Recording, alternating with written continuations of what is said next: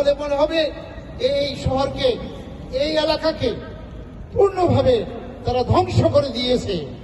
So we are saying it is genocide. It is genocide doing by Israel. We condemn them. And it is ethnic cleansing. তারা গাজাবাসীদেরকে নিশ্চিহ্ন করে দিতে চাচ্ছে। আমরা এর প্রতিবাদ জানাচ্ছি, সারা দুনিয়ার মানুষ প্রতিবাদ জানাচ্ছে, কিন্তু কেউই এইগুলার কোনো কানে নিচ্ছে না।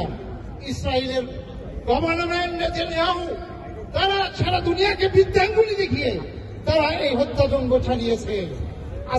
আজকে পর্যন্ত তারা প্রায় 61,700 নিরপরাধ মানুষকে, innocent people they have killed. 61,700 people according to the report of UN and other authorities. So they have killed by bombing, and it is completely illegal. You cannot kill innocent people.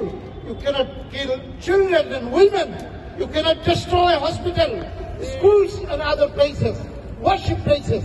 It is brutality. It is criminal work, criminal activity.